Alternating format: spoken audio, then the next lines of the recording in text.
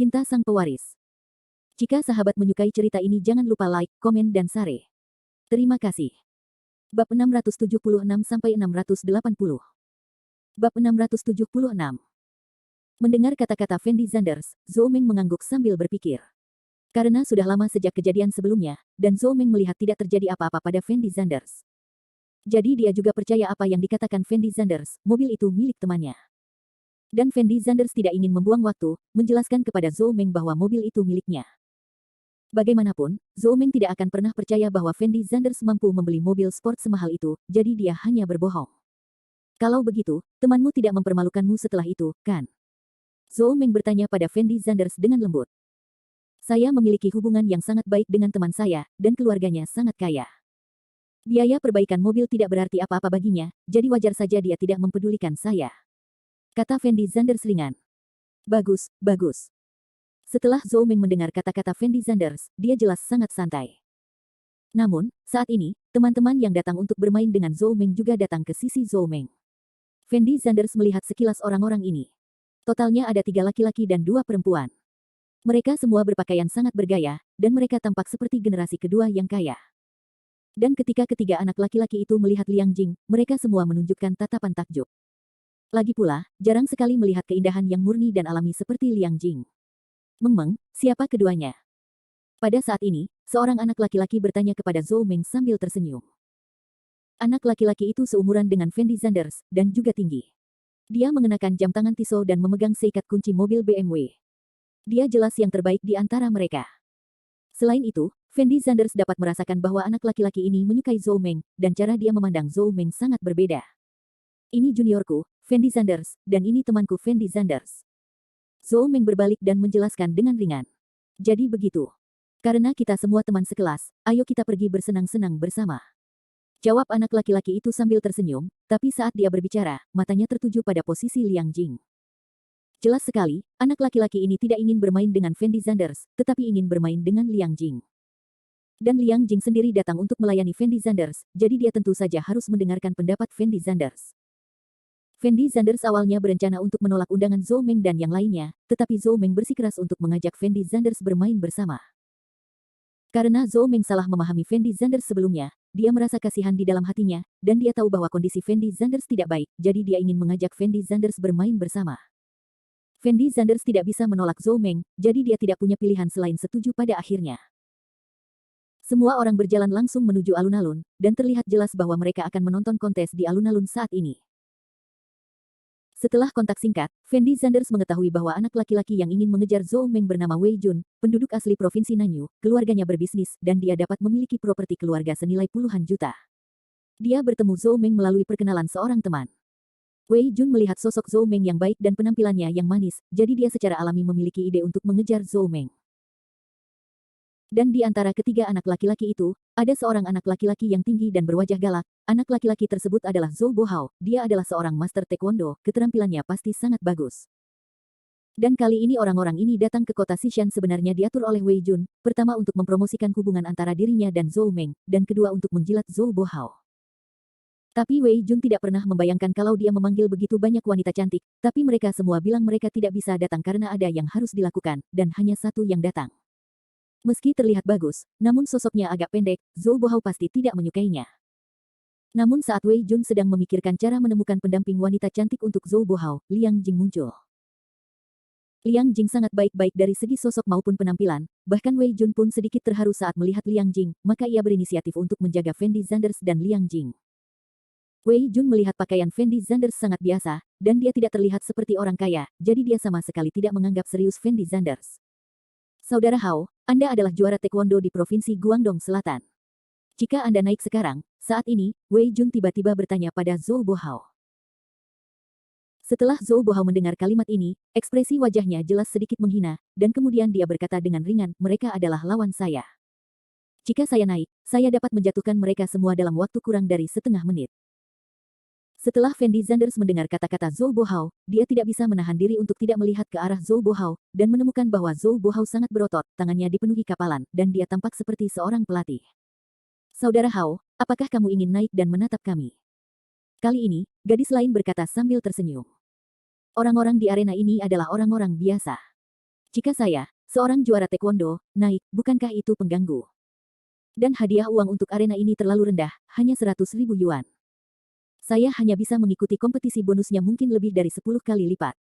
Kata saudara Hao dengan nada yang sangat arogan. 10 kali. Setelah Liang Jing mendengar kata-kata saudara Hao, keanehan muncul di matanya. 10 kali 100.000 adalah 1 juta, dan 1 juta adalah jumlah uang yang sangat besar untuk seorang anak dari keluarga miskin seperti Liang Jing. Saudara Hao adalah juara taekwondo kami di Provinsi Guangdong Selatan. Wajar jika meremehkan orang-orang biasa ini, tetapi saudara Hao, kami menganggur sekarang, atau Anda dapat naik dan mencobanya. Wei Jun mengertakkan gigi dan bertanya. Dan Zhou Bohao menoleh untuk melihat ke arah Wei Jun, lalu berkata dengan lembut, karena kalian semua sangat penasaran, maka saya akan mendaftar dan mencobanya.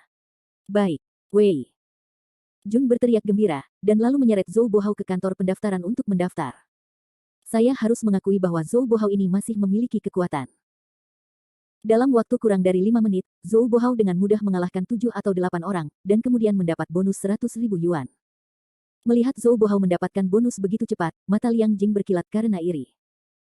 Lagi pula, jika dia bisa sekuat Zhou Bohao, dia tidak perlu khawatir tentang biaya pengobatan ibunya. Setelah Zhou Bohao menerima bonus, dia kembali ke kerumunan. Saudara Hao, kamu sangat kuat, orang-orang itu sama sekali bukan tandinganmu. Wei Jun memamerkan giginya dan berkata sambil tersenyum. Orang-orang ini semuanya udang berkaki lunak. Membosankan. Adakah yang lebih menarik? Zhou Bohao berteriak dengan sombong. Setelah Liang Jing mendengar kata-kata Zhou Bohao, dia tidak bisa menahan diri untuk tidak berbisik, ada ring tinju bawah tanah di depan, dan petinju di sana harusnya lebih kuat. Bab 677. Ring tinju bawah tanah. Setelah mendengar kata-kata Liang Jing, semua orang terkejut. Benar, ada stadion tinju bawah tanah yang sangat terkenal di kota Xishan, tetapi tiket diperlukan untuk masuk, dan tiketnya cukup mahal, jadi hanya sedikit orang yang mengetahuinya. Liang Jing sendiri berasal dari kota Xishan, jadi dia sangat paham dengan situasi di kota Xishan. Hebat sekali, membosankan bertarung dengan udang berkaki lunak ini, ayo langsung ke ring tinju bawah tanah. Wei Jun berteriak gembira. Tetapi tiket ke stadion tinju bawah tanah berharga 20.000 yuan per buah, dan lokasi yang bagus bahkan berharga 50.000 yuan. Liang Jing mengingatkan dengan hati-hati. Berapa 20.000 yuan? Bukankah semua orang di luar sana hanya untuk bersenang-senang? Aku akan membayar tiketnya, jadi kalian pergi juga. Wei Jun menjawab sembarangan, lalu memimpin semua orang menuju lokasi ring tinju bawah tanah. Melihat Wei Jun begitu murah hati, Liang Jing langsung merasa sedikit malu. Lagi pula, jika semua orang ini lewat, tiketnya saja akan berharga ratusan ribu yuan, dan itu adalah tiket termurah. Jika lokasinya sedikit lebih baik, biayanya ratusan ribu yuan. Untuk membantu ibunya mendapatkan 100.000 yuan untuk biaya pengobatan, Liang Jing bersedia menjual tubuhnya. Tapi bagi orang seperti Wei Jun, 100.000 yuan sepertinya bukan apa-apa. Dan ketika Fendi Zanders melihat orang-orang ini akan membawanya ke ring tinju bawah tanah, ekspresi wajahnya tampak sedikit tidak berdaya. Lagi pula, dia masih berencana untuk kembali menemui Zhou Zhaoyang, jadi dia berkata dengan ringan, apa, kalian pergi ke sana, saya tidak akan pergi. Jangan Fendi Zanders, kamu ikut dengan kami. Saya mendengar bahwa kota Xishan masih sangat berbahaya. Bagaimana jika Anda menemui masalah? Jika Anda mengikuti kami, saudara Hao akan melindungi kami. Sama sekali tidak ada seorang pun berani memprovokasi Anda. Melihat Fendi Zanders hendak pergi, Zhou Ming buru-buru berteriak. Jika Tuan Zanders tidak pergi, saya juga tidak akan pergi. Liang Jing buru-buru melanjutkan. Dan ketika Wei Jun melihat Liang Jing akan pergi bersama Fendi Zanders, ekspresi wajahnya langsung menjadi jelek. Lagi pula, jika Fendi Zanders ingin pergi, Wei Jun tidak akan banyak bicara. Lagi pula, Wei Jun sendiri tidak menyukai Fendi Zanders, tapi jika Liang Jing mengikutinya, itu akan sedikit merepotkan. Bagaimana Wei Jun bisa membiarkan Liang Jing pergi begitu saja saat ini? Jadi dia buru-buru berkata, Xiao Zanders, tempat ini memang sangat berbahaya, kamu harus mengikuti kami. Benar, Fendi Zanders, aku belum berterima kasih atas apa yang terjadi terakhir kali, dan kamu tidak perlu khawatir tentang uang untuk traktiran Wei Jun, ikut saja dengan kami. Zhou Meng yang tidak bersalah mengira Fendi Zanders tidak akan pergi karena dia khawatir dengan tiketnya, jadi dia buru-buru membujuk Fendi Zanders. Fendi Zanders memandang Zhou Meng tanpa daya, dan akhirnya harus setuju. Dipimpin oleh Liang Jing, semua orang langsung menuju pintu masuk arena tinju bawah tanah. Saat ini, di depan pintu arena tinju bawah tanah, ada 2 preman berdiri. Kedua preman ini bertubuh tinggi dan besar, dan wajah mereka sangat galak, membuat orang merasa kejam. Setelah sampai di depan pintu, Wei Jun tidak berbicara omong kosong, dan langsung menghabiskan 300.000 yuan untuk membeli 6 tiket dengan kursi yang relatif depan. Saat Wei Jun membayar, dia tanpa sadar menoleh dan menatap Liang Jing di sampingnya. Saat dia melihat keterkejutan di mata Liang Jing, ekspresi wajahnya sangat bangga. Karena dalam hatinya dia tahu bahwa gadis seperti Liang Jing adalah yang paling mudah diajak tidur, selama mereka punya uang, mereka bisa membicarakan apa saja. Usai membeli tiket, semua orang langsung menuju arena tinju bawah tanah. Fendi Zanders mengamati situasi sekitarnya sebentar, dan menemukan bahwa arena tinju bawah tanah cukup besar. Dapat menampung hampir 500 orang, dan saat ini sudah penuh, yang menunjukkan bahwa pertandingan tinju di sini memang sangat populer. Ketika Fendi Zanders dan yang lainnya datang, pertandingan tinju belum dimulai, dan ada beberapa wanita cantik dengan pakaian seksi menari striptis di atas panggung. Ketika Zhou Meng melihat penari telanjang di atas panggung, tatapan aneh muncul di matanya, dan dia berkata dengan mulut melengkung, tempat apa ini? Itu hanya pertunjukan. Jawab Wei Jun sambil tersenyum. Setelah Wei Jun selesai berbicara, semua orang mulai mencari posisi masing-masing, lalu duduk. Meski penampilan para penari telanjang di atas panggung sangat menarik, namun hanya sedikit orang yang menonton. Karena mereka semua sedang mendiskusikan pemain mana yang akan menang untuk sementara waktu. Anda tahu, setiap orang yang mengeluarkan uang untuk datang ke ring tinju bawah tanah ada di sini untuk menjadi kaya dalam semalam. Sebelum setiap pertandingan tinju, akan ada wanita cantik berkostum kelinci lewat di depan para tamu. Dan gadis kelinci ini memegang mesin pos di tangan mereka, dan mereka bertanggung jawab untuk mendaftar dan mengisi taruhan. Jika Anda menyukai seorang pemain, Anda bisa bertaruh langsung dengan gadis kelinci. Kemudian Bunny Girl akan memberikan Anda formulir pendaftaran, dan setelah Anda menang, Anda bisa langsung menukarkan formulir pendaftaran tersebut dengan bonus. Di tempat kecil seperti ini, dalam satu malam bisa ada puluhan juta air mengalir. Tapi kalau itu arena tinju bawah tanah yang besar, bisa ada miliaran air dalam satu malam. Kali ini, seorang wanita cantik seksi dengan kostum gadis kelinci putih menghampiri Wei Jun sambil tersenyum, dan bertanya dengan lembut kepada Wei Jun, pria tampan, apakah kamu ingin memasang taruhan? Karena Wei Jun membeli tiketnya sebelumnya, gadis kelinci ini juga tahu bahwa Wei Jun kaya, jadi wajar saja jika tamu seperti itu harus diperlakukan secara khusus. Wei Jun menatap kosong ke arah gadis kelinci itu, lalu menoleh ke Zhou Bohao dan bertanya, Saudara Hao, apakah kamu ingin bermain? Ayo bermain.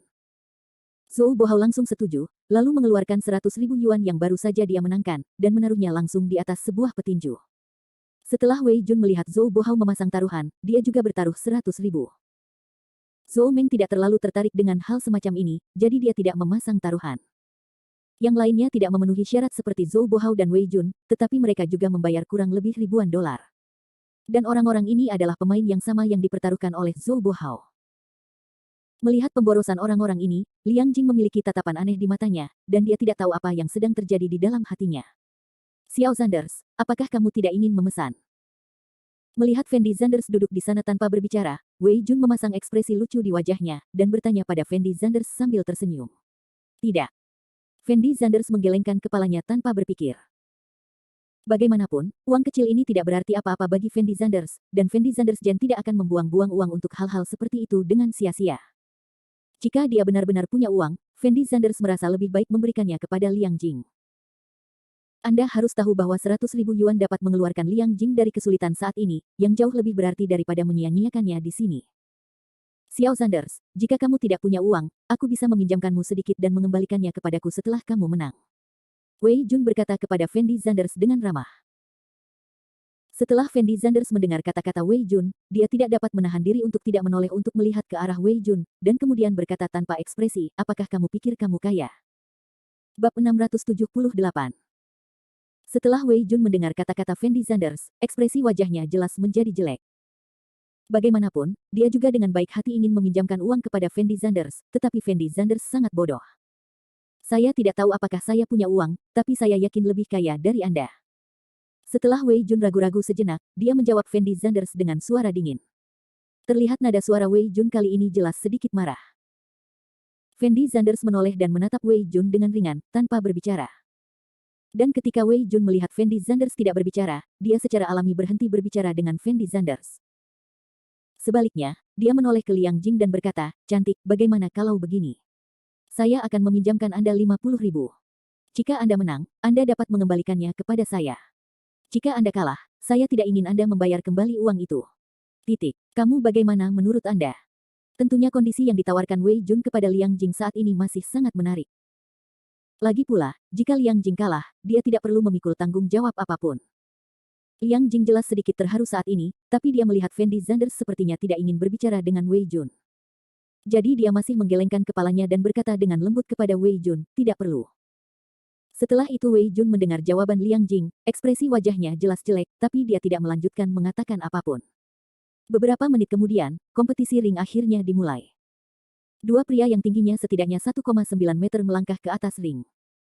Dari dua orang ini, yang satu adalah master sanda profesional, dan yang lainnya adalah orang biasa, namun mereka sangat berotot. Dan Zhou Bohao bertaruh pada orang biasa kali ini, tetapi sebagian besar penonton memilih untuk bertaruh pada master sanda itu. Lagi pula, di mata penonton biasa, setelah pelatihan profesional, master sanda harus lebih baik dari orang biasa dari Yelusi. Pertarungan antara keduanya sangat seru, dan mereka bertarung keras begitu muncul. Dan master sanda itu jelas lebih unggul, dan penonton akan berteriak dari waktu ke waktu.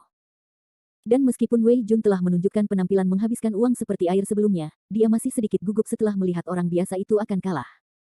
Di satu sisi, Wei Jun mengkhawatirkan 100.000 yuan miliknya. Di sisi lain, Wei Jun khawatir jika Zhou Bohao salah bertaruh kali ini, dia akan kehilangan muka. Saudara Hao, orang itu tidak akan kalah, kan? Wei Jun ragu-ragu sejenak, dan bertanya pada Zhou Bohao dengan lembut. Tidak akan. Zhou Bohao menggelengkan kepalanya tanpa berpikir, ekspresi wajahnya sangat tenang dan percaya diri.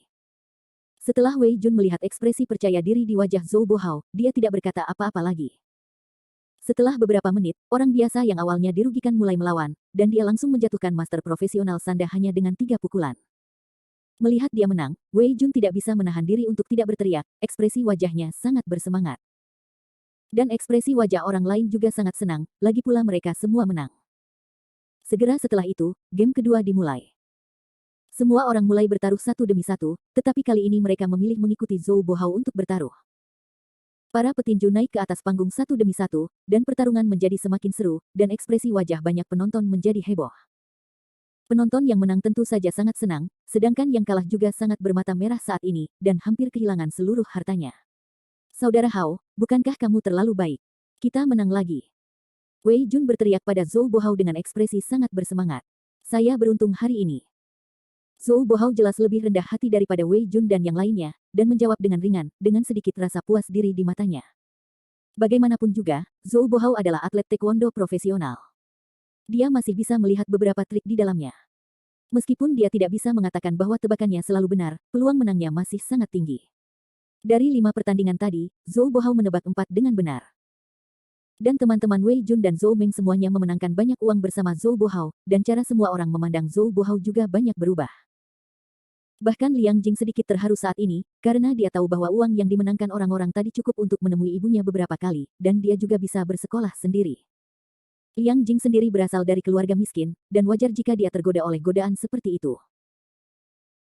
Ketika Wei Jun melihat apinya hampir siap, dia menoleh untuk melihat Fendi Zanders dan Liang Jing, lalu bertanya sambil tersenyum, Xiao Zanders, Liang Jing, apakah kalian berdua ingin bermain bersama? Tidak perlu. Fendi Zanders menggelengkan kepalanya tanpa memikirkannya. Bagaimanapun, uang itu tidak berarti apa-apa bagi Fendi Zanders. Ketika Wei Jun melihat penolakan Fendi Zanders, dia melirik ke arah Liang Jing sambil tersenyum, dan berkata dengan lembut, Liang Jing, kamu juga baru saja melihatnya, saudara Hao sangat kuat, sedikit dari kita seperti mengambil uang. Jika kamu tidak punya uang, aku bisa meminjamkannya kepadamu. Setelah kamu memenangkan uang itu, kamu bisa mengembalikannya padaku. Jika kamu kalah, itu milikku, dan aku tidak perlu kamu membayarnya kembali. Setelah Liang Jing mendengar tawaran menarik Wei Jun, dia tidak bisa menahan keraguan sejenak, lalu menoleh dan melirik ke arah Fendi Zanders. Jika kamu ingin bermain, kamu bisa bermain, jangan lihat aku. Fendi Zanders berkata pada Liang Jing tanpa ekspresi. Liang Jing ragu-ragu sejenak, lalu berkata dengan lembut kepada Wei Jun, baiklah kalau begitu, kamu bisa meminjamkanku 2.000 yuan sekarang. Uang macam apa yang 2.000 dolar itu? Aku hanya akan meminjamkanmu 10.000 dolar. Wei Jun membalas Liang Jing dengan suara kering, lalu langsung bertaruh 10.000 untuk Liang Jing. Setelah Liang Jing melihat Wei Jun selesai memasang taruhannya, ekspresi wajahnya menjadi tegang. Lagi pula, jika dia kalah, itu akan merepotkan. Wei Jun dan Zhou Bohao saling berpandangan, ekspresi wajah mereka berdua sangat bersemangat, terlihat jelas bahwa tujuan mereka akhirnya tercapai. Tapi Fendi Zanders menyaksikan semua ini dengan tatapan kosong, dalam hatinya dia tahu apa yang ingin dilakukan Wei Jun dan Zhou Bohao. Namun Fendi Zanders merasa sudah lama tidak mengenal Liang Jing, dan ada beberapa hal yang berada di luar kendali Fendi Zanders. Awalnya, Fendi Zanders berencana meminta Fang Zihua mencarikan pekerjaan untuk Liang Jing setelah kompetisi seni bela diri ini, dan kemudian mencari rumah sakit yang lebih baik untuk menyembuhkan penyakit ibunya. Bagaimanapun, mengenal satu sama lain dianggap takdir. Tetapi jika Liang Jing ingin mengganti biaya pengobatan ibunya melalui usahanya sendiri, itu adalah urusan Liang Jing sendiri, dan Fendi Zanders tidak dapat mengendalikan sebanyak itu. Benar saja, Liang Jing, Wei Jun dan lainnya memenangkan 10.000 yuan di babak selanjutnya. Ekspresi wajah Liang Jing sangat bahagia, dan dia berterima kasih kepada Wei Jun dan Zhou Bohao dengan penuh semangat. Xiao Zanders. Setelah Wei Jun memenangkan uang tersebut, dia bertanya kepada Fendi Zanders dengan ekspresi sangat bangga. Bab 679, tidak. Setelah mendengar kata-kata Wei Jun, Fendi Zanders menolak lagi. Dan mata Wei Jun berkilat sedikit bingung, dan ekspresi wajahnya sedikit tidak terbayangkan. Karena Wei Jun benar-benar tidak bisa memahaminya, dia sudah menetapkan syarat seperti ini, mengapa Fendi Zanders masih menolak memasang taruhan. Jika itu orang lain, mereka mungkin sudah tidak sabar dan terburu-buru bertaruh. Lagi pula, siapa yang tidak menginginkan hal bagus seperti kue di langit? Oleh karena itu, Wei Jun merasa hanya ada dua kemungkinan mengapa Fendi Zanders tidak memasang taruhan saat ini. Yang pertama adalah Fendi Zanders tidak punya uang di tangannya, tetapi dia tidak mau menarik diri dan meminta dirinya untuk meminjam uang. Ada kemungkinan lain, yaitu Fendi Zanders sama sekali tidak memperdulikan jumlah uang yang sedikit ini. Fendi Zanders, jika kamu ingin bermain, aku bisa meminjamkanmu uang. Zhou Meng ragu-ragu sejenak, lalu berkata dengan lembut kepada Fendi Zanders. Liang Jing menoleh untuk melihat ke arah Zhou Meng, dan kemudian berkata dengan keras, Tuan Zanders adalah orang kaya. Dia tidak berhenti bermain karena dia tidak punya uang, tetapi karena dia tidak menyukai sedikit uang ini di semua. Orang kaya yang hebat. Setelah semua orang mendengar kata-kata Liang Jing, mereka tertegun sejenak, dengan ekspresi yang sangat menghina di wajah mereka. Ini pertama kalinya aku melihat pria sebesar itu. Wei Jun tidak bisa menahan diri untuk tidak mengejeknya dengan lembut, dia sama sekali tidak memperhatikan kata-kata Liang Jing. Karena Wei Jun merasa Fendi Zanders bahkan tidak mampu membeli tiket seharga 20.000 yuan, jadi orang kaya dan penting seperti apa dia. Dan jika Fendi Zanders benar-benar kaya, Liang Jing adalah pacarnya, jadi mengapa Liang Jing tidak meminjam uang dari Fendi Zanders sekarang, tetapi dari dirinya sendiri. Tapi Wei Jun melihat ekspresi serius di wajah Liang Jing, jadi dia tidak berkata apa-apa lagi. Dalam beberapa pertandingan berikutnya, Liang Jing telah bertaruh dengan Wei Jun dan yang lainnya. Dan tingkat akurasi Zhou Bohao masih sangat tinggi, ia hanya kalah 1 game dalam 6 game berturut-turut. Dalam waktu kurang dari 2 jam, Liang Jing memenangkan hampir 50.000 yuan. Jika bukan karena pertandingan tinju telah usai, Liang Jing akan menanggung biaya pengobatan ibunya dalam suatu sore. Namun meski begitu, Liang Jing sudah sangat bahagia. Karena 50.000 yuan setara dengan gaji tahunannya, dia masih sangat bahagia. Dan setelah semua orang meninggalkan arena tinju bawah tanah, mereka datang langsung ke pusat kota-kota Xishan, dan tempat inilah turnamen seni bela diri akan diadakan malam ini. Karena yang bisa datang untuk mengikuti pertandingan pencak silat ini semuanya adalah petinggi dari berbagai provinsi, dan statusnya sangat mulia. Jadi turnamen sebenarnya diadakan pada malam hari, bukan pada siang hari. Terlebih lagi, jika masyarakat awam ingin menonton pertandingan pencak silat malam ini, tentu mereka perlu membeli tiket. Harga tiketnya memang sangat mahal bagi orang awam, namun tidak berarti apa-apa bagi Wei Jun, generasi kedua kaya yang baru saja memenangkan uang. Awalnya, Fendi Zanders bisa langsung masuk, dia hanya perlu menelepon Fang Zihua. Tapi Wei Jun, Zhou Meng dan yang lainnya bersikeras membeli tiket untuk Fendi Zanders dan Liang Jing, jadi Fendi Zanders tidak punya pilihan selain mengikuti orang-orang ini. Setelah memasuki pusat kota, hal pertama yang menarik perhatian adalah alun-alun besar. Bagian tengah alun-alun itu cekung, membentuk medan pertarungan kecil. Penjudi bisa duduk di tempat yang tinggi dan melihat dengan jelas pertarungan hidup dan mati di arena. Arena pertarungan di bagian bawah alun-alun dikelilingi oleh tembok batu setinggi 3 meter, dan dinding batu tersebut ditutupi dengan relief berbentuk berbagai binatang berukuran besar. Seluruh arena pertarungan seperti poros besar, membuat orang merasa seperti berada di Roma kuno. Bidang umum. Di tangga sekitar arena pertarungan juga terdapat meja dan kursi. Tentunya ini semua harus dipersiapkan bagi para petinggi yang datang dari jauh, dan para tamu yang membeli tiket masuk hanya bisa duduk dan menonton dari kejauhan. Fendi Zanders mengikuti Wei Jun, Zhou Meng dan yang lainnya untuk mencari tempat duduk, lalu duduk dengan tenang, menunggu acara utama, kompetisi seni bela diri, dimulai. Setelah menunggu hampir setengah jam, sekelompok pria kuat berseragam keamanan masuk. Pria kuat ini tinggi dan besar, dan wajah mereka sangat galak. Otot mereka yang menggembung hampir merobek pakaian di tubuh mereka. Dan di pinggangnya juga terdapat senjata seperti tongkat kejut listrik, yang tentunya untuk mencegah terjadinya kecelakaan. Setelah melihat orang-orang kuat ini keluar, seluruh medan pertempuran langsung terdiam. Bos akan segera datang.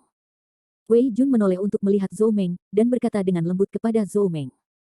Setelah Zhou Meng mendengar kata-kata Wei Jun, ekspresi wajahnya menjadi penuh harap. Ekspresi wajah orang lain di sekitar mereka juga menjadi gelisah. Kalian pasti tahu kalau hari ini adalah hari di mana para petinggi dari semua pihak berkumpul di sini. Tujuannya adalah untuk membagi wilayah masing-masing melalui turnamen pencak silat. Jadi kalau ada yang berani bikin onar di sini, pada dasarnya tidak ada bedanya dengan mencari mati. Penonton yang hadir berdiskusi dengan suara pelan sambil melihat lokasi arena pertarungan dengan penuh harap.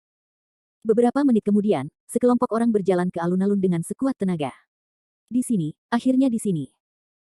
Ketika semua orang melihat orang-orang masuk dari pintu depan arena pertarungan, mereka semua menunjukkan ekspresi bersemangat. Saya melihat sekelompok besar bos berjalan ke kursi di barisan depan arena pertarungan berbicara dan tertawa. Itu Tuan Sun Zengqi dari Provinsi Guangdong Selatan. Itu Su Yongtao Suerye dari Provinsi Sangxi Gansu. Ya Tuhan, Zhao Yuanjia dari Provinsi Sanan ada di sini. Ada banyak sekali bos di sini. Ya, saya tidak menyangka akan melihat begitu banyak foto besar di hari yang sama, sungguh luar biasa. Tidak mudah untuk mengumpulkan begitu banyak foto besar. Setelah melihat foto-foto besar ini, semua orang mulai berbisik, dengan ekspresi sangat bersemangat di wajah mereka. Saat ini, ekspresi wajah orang-orang ini sedikit iri, sementara beberapa lainnya memasang ekspresi garang di wajah mereka. Lagi pula, setelah bertahun-tahun, para bos ini telah melakukan banyak hal buruk. Dan mereka yang dirugikan olehnya hanya berani marah tapi tidak berani bersuara. Lagi pula, jika salah satu dari tembakan besar ini diambil secara acak, itu semua adalah keberadaan yang menutupi langit dengan satu tangan. Jika ada yang berani menyinggung perasaan mereka, pada dasarnya tidak ada bedanya dengan mencari kematian. Mengapa ada seorang wanita di dalam sana? Saat ini, seorang wanita cantik dengan congsam putih muncul di hadapan semua orang. Dan ketika semua orang yang hadir melihat wanita cantik berbaju congsam ini, mereka semua menunjukkan ekspresi bingung, karena tidak ada yang tahu siapa wanita ini. Ngomong-ngomong, kenapa bos dari Provinsi Dongjiang belum muncul? Saat ini, semua orang mengetahui bahwa petinggi dari Provinsi Nanyu, Provinsi Sanan, dan Provinsi Sangxi Gansu telah berkumpul di sini, namun petinggi dari Provinsi Dongjiang belum muncul. Namun saat ini, penonton mungkin belum mengetahui bahwa dua petinggi dari Provinsi Dongjiang dengan panik menelepon untuk mencari Fendi Zanders. Bagaimanapun, Fendi Zanders datang ke sini sebagai bos Fang Zihua kali ini, dan dia adalah orang terpenting di Provinsi Dongjiang. Jika Fendi Zanders tidak muncul, Fang Zihua tidak akan berani naik ke panggung. Apakah kamu sudah menghubungi Tuan Zanders?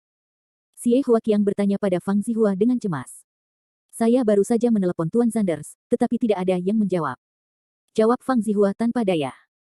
Saya juga. Xie Huaqiang menghela nafas tak berdaya, lalu memandang Fang Zihua dan bertanya, apa yang harus kita lakukan sekarang? Kita tidak bisa membuat semua orang menunggu di sini. Setelah mendengar kata-kata Xie Huaqiang, Zhou Zhao yang tidak dapat menahan keraguannya untuk beberapa saat, dan kemudian berkata dengan ringan, jika benar-benar tidak berhasil, ayo naik dulu, mungkin Tuan Zanders akan muncul nanti. Bab 680. Kompetisi seni bela diri akan segera dimulai, tetapi Fang Zihua, Xie Huaqiang dan lainnya tidak menghubungi Fendi Zanders. Ini bukan Provinsi Dongjiang, dan Fang Zihua serta yang lainnya tidak dapat memutuskan. Jika terus ditunda seperti ini, cepat atau lambat akan menimbulkan kemarahan masyarakat. Meskipun Fang Zihua tidak takut pada orang-orang ini, dia juga tidak ingin tersinggung. Jadi pada akhirnya Fang Zihua tidak punya pilihan selain mengikuti Zhou Chaoyang ke tempat tersebut. Orang-orang dari Provinsi Dongjiang ada di sini. Melihat Fang Zihua dan lainnya, penonton di lapangan langsung menjadi gelisah. Ya Tuhan, mengapa Fang Zihua datang ke sini kali ini? Ya, mengapa Fang Zihua ada di sini? Setelah semua orang melihat Fang Zihua berjalan di depan, mereka semua tercengang, dan mereka semua membuka mulut lebar-lebar, dengan ekspresi sangat terkejut di wajah mereka. Anda harus tahu bahwa Fang Zihua, sebagai pemimpin Provinsi Dongjiang, kalah terkenal dibandingkan para pemimpin provinsi lain. Baik itu hubungan pribadi atau kekuatan ekonomi, Fang Zihua telah menghancurkan orang-orang ini sepenuhnya. Fang Zihua sama sekali tidak berada pada level yang sama dengan orang-orang ini. Selain itu, Xie Huaqiang dan Zhou Chaoyang berpartisipasi dalam kompetisi seni bela diri sebelumnya, dan Fang Zihua tidak pernah muncul. Tapi kali ini Fang Zihua juga datang, bagaimana mungkin semua orang tidak terkejut? Bahkan para petinggi dari provinsi lain pun tidak bisa menahan nafas. Karena mereka tidak mengerti mengapa Fang Zihua muncul di tempat ini, jika Fang Zihua datang untuk membantu Xie Huaqiang dalam kompetisi seni bela diri, maka keadaan mungkin akan sedikit merepotkan. 4 provinsi yaitu Provinsi Nanyu, Provinsi Dongjiang, Provinsi Sangsi Gansu, dan Provinsi Sanan bersebelahan, dan terjadi banyak pertukaran di waktu normal. Para petinggi yang muncul di sini saat ini semuanya adalah gangster, sama seperti Xie Huaqiang.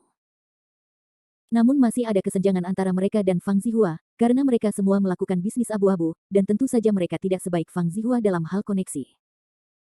Fang Zihua biasanya bertanggung jawab mengelola bisnis Emgrand Group, tetapi dia tidak akan berpartisipasi dalam urusan dunia bawah sama sekali, dan Xie Huaqiang bertanggung jawab atas segalanya.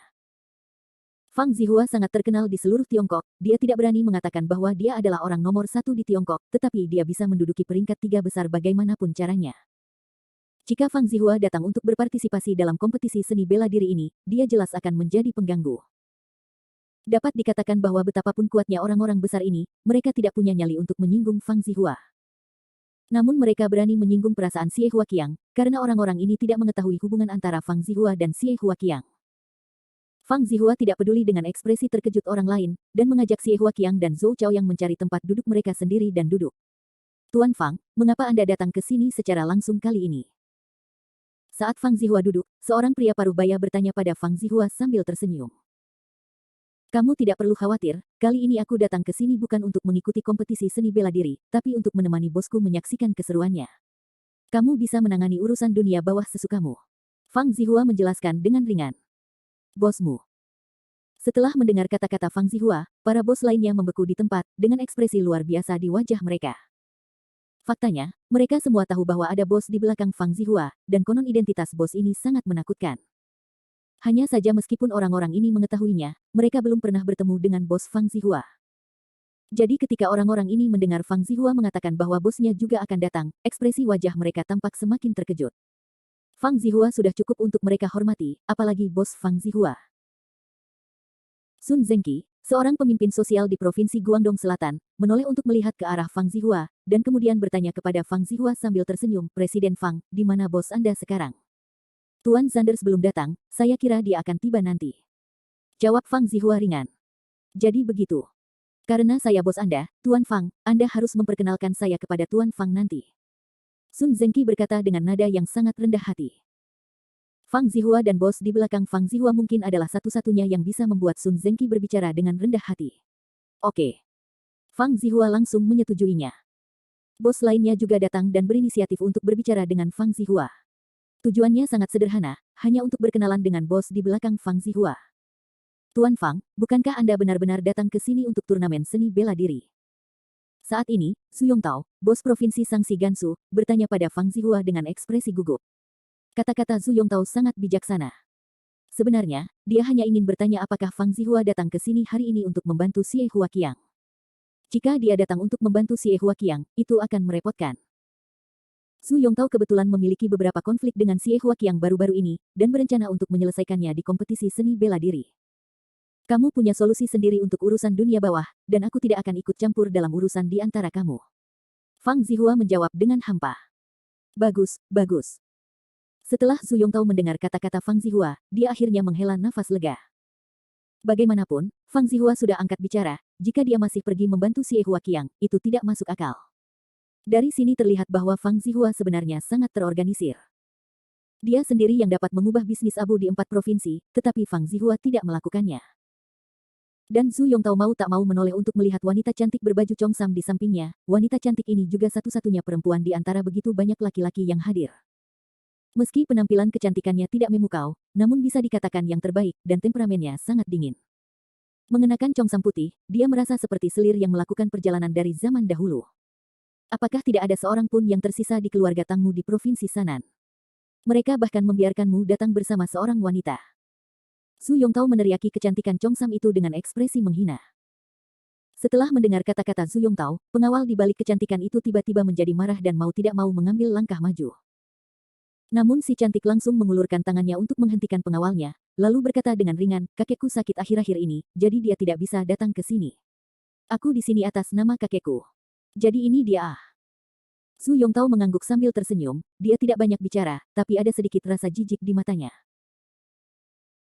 Pada saat ini, seorang anggota staf berjalan ke arah Fang Zihua, dan berkata dengan lembut kepada Fang Zihua, Tuan Fang, karena Anda tidak di sini untuk berpartisipasi dalam kompetisi seni bela diri, dan status Anda sangat terhormat, jika tidak, kompetisi seni bela diri ini biarkan Anda menjadi wasit, bagaimana menurut Anda?